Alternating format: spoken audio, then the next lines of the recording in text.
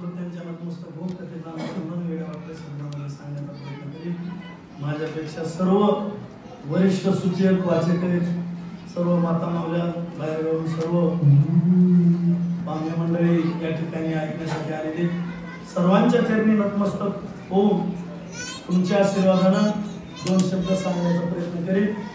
मी काही वक्ता नाही, सर्वांना माहिती आमचे आंधळे साहेब आणि संघटक केलेला होतो त्यांना सुद्धा माहिती आहे किती परमार्थ करणार आहे काय सगळी माहिती त्यांना आहे। परंतु असो तुमचा जे आशीर्वाद आमच्या पाठीशी असावा असो। या ठिकाणी कथेचं अनुसंधान असं आहे, आता आमचे बरोबर महाराजांना चांगल्या प्रकारे कथा सांगितली। ज्यावेळेस लक्ष्मणाला फसविण्याचा विचार शूर्पणखेने केला आणि त्यावेळेस काय काय बोलले तुम्ही सर्वांना ऐकलंय आणि असं बोललेलं लक्ष्मणानं सुद्धा ऐकलं आणि ऐकल्यानंतर लक्ष्मणानं उत्तर द्यायला सुरुवात केली की बाबा तुझं सगळं मान्य आहे, तुझी काय बोलतीस हे सगळं खरं आहे, परंतु माझा या ठिकाणी थोरला बंधू आहे आणि त्याची आज्ञा मला झाल्याशिवाय मी कुठलंही कार्य करू शकत नाही। मग तू काय कर, माझ्या थोरल्या भावाची काही परमिशन घेऊन ये, मी तुझं काय जे म्हणणं आहे हे मी मान्य करीन असा तो लक्ष्मण त्या शूर्पणखेला त्या ठिकाणी बोललेला आहे। राम ज्येष्ठ बंधू तो कैसा कोण पुरुषार्थ कैसी दशा समूला नवया मानसा मार्ग जिज्ञासा पुसत असं त्या ठिकाणी शूर्पणखेने पुन्हा प्रश्न केलेला आहे। अरे बाबा या ठिकाणी तुझा थोरला भाऊ कोण आहे, कसा आहे, त्याची समूळ कथा आता मला तर काय माहित नाही तो कसा आहे ती, मग तुला माहित आहे ना, तू मला समूळ कथा सांग असं त्या ठिकाणी शूर्पणखा त्या लक्ष्मणाला म्हणतात। येण्याची मार्ग गंगा तटी श्रीराम सम पंचवटी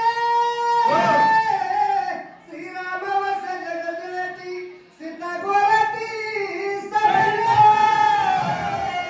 हे शूर्पणखा तू काय कर, हे मार्ग आहे असंच या ठिकाणी कुठे गेलेला आहे पंचवटीच्या ठिकाणी आणि तिथं माझा परशुरामचंद्र आहे, तिच्यासोबत त्याच्यासोबत सीता सुद्धा आहे असा जगजेठी त्या ठिकाणी बसलेला आहे आणि तिथं जा आणि त्याचं परमिशन घेऊन ये आणि मगच तुला मी वरण्याचं काम करीन असा तो लक्ष्मण त्या शूर्पणखेला सांगितलं। माझ्या पुत्राचे वय वरी रम्य गंगा तीरे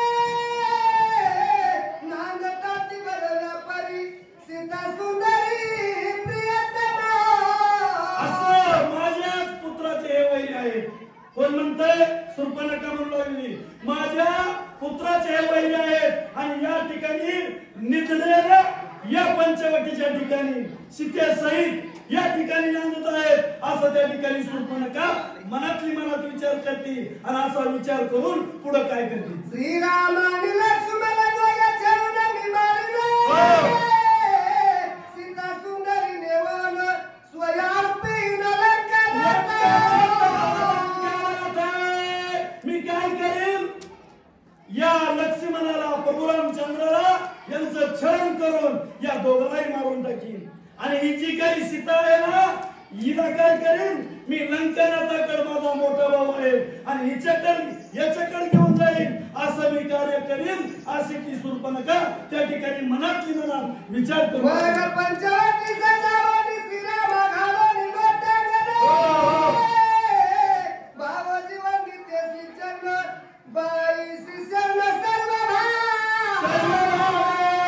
मग तिथं दम काढला नाही शूर्पणखेने लगेच त्या ठिकाणाहून कुठे गेली पंचवटीच्या ठिकाणी गेली आणि लगेच घालीन नटांगण वंदी विचारणार असं परशुरामाला त्या शूर्पणखेने केलं। भाऊजी तुम्हाला माझं वंदन आहे आणि बाईजी तुम्हाला सुद्धा माझं शरणागत आहे असं त्या ठिकाणी जाऊन शूर्पणखा म्हणत मी आहे। तव तुमची धाकटी जाऊ मदवरी कृपा करावी बहु हो मला सच्चा धाकटे भाऊ लग्न गौरवून बाळीती ए मी कशी आहे सीतामाईला बोलत आहे, शूर्पणखा सीतेला बोलत आहे, मी कशी आहे तुमची धाकटी जाऊ आहे आणि तुमचे जी काही दीर आहेत ते वनामध्ये माझं संग लग्न करायला नाकुबली येत आहेत असं त्या ठिकाणी शूर्पणखा सीतेला म्हणत आहे।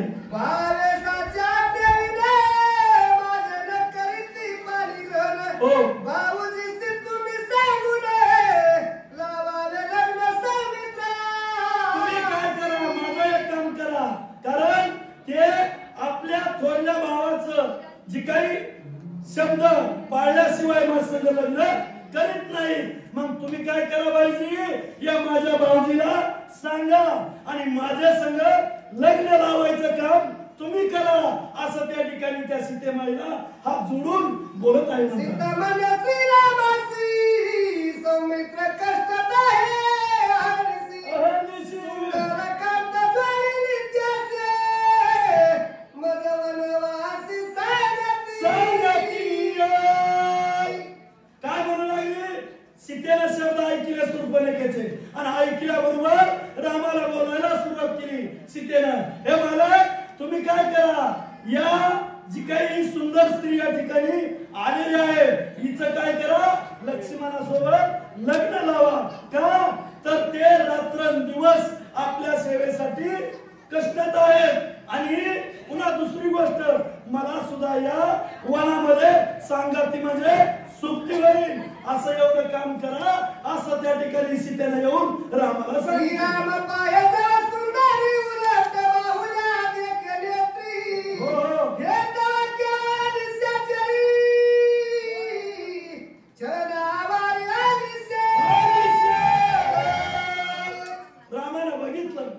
सीतेने सांगितल्या बरोबर रामाने त्या शूर्पणखेकडे बघितलं आणि बघितल्या बरोबर रामाला कशी दिसली ती, उलट्या बाहुल्या दिसल्या. अरे ही तर कोण आहे, निशाचरी आहे, राक्षसी आहे आणि ही आपल्याला या ठिकाणी आपलं छळण करायला आलेली आहे असं रामाला वाटलं. आणि राम आता पुढे काय करणार,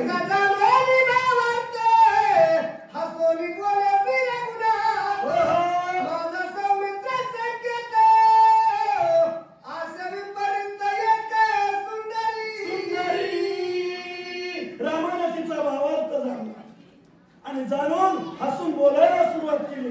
हे सुंदरी, एक माझा एक भावार्थ आहे, हे तू आता जा म्हणले आणि तसं म्हणून पुढे काय म्हणलं,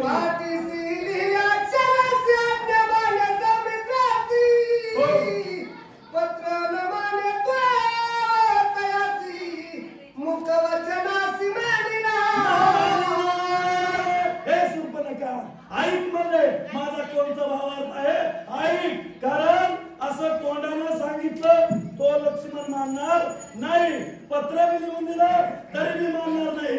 मग त्याच्यासाठी काय करावं लागेल, तुझ्या पाठीवर पत्र लिहून द्यावं लागेल आणि तेव्हाच तो मान्य करीन, नाही तर असं मान्य करीत नाही. हे जमतं का तुला, असं त्या ठिकाणी राम म्हणला. आज्ञा मागत आहे एक मूर्ती श्रीराम विमुख पती पत्र दाविता देख ते विमुख असं म्हणल्याबरोबर शूर्पणखेच्या मनातला विचार आहे की बाबा आता आज्ञा घेताना सुद्धा रामाला विमुख होऊन बसायची पाळी येऊ लागली. तिथं बी गेले, लक्ष्मणापाशी बी जरी गेले आणि ते पत्र दाखविण्यासाठी जरी गेले तर तिथं सुद्धा मला विमुख बसायची पाळी, असं त्या ठिकाणी शूर्पणखा विचार करीत आहे. विमुख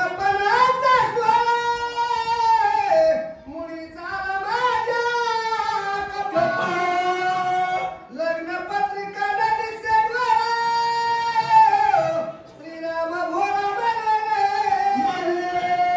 रामाला कधी भोळा म्हणून आहे, शूर्पणखेचा विचार आहे.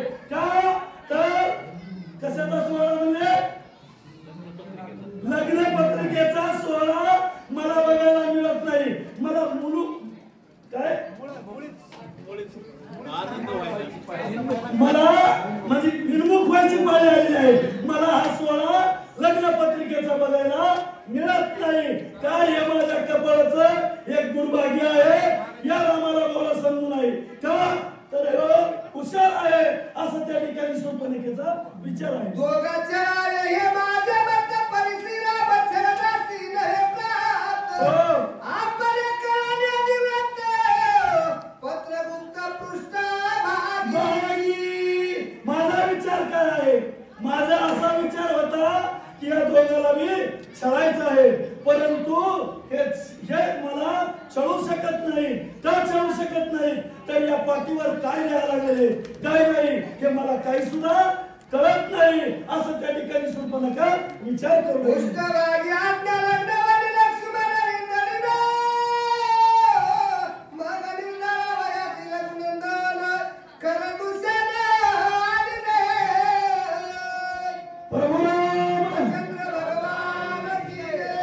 त्या ठिकाणी गोवर्धन बडे वाचक आणि सूचक सुधाकर महाराज नंतर हे बसतो आपण त्यांना काही बोलायला घ्यायला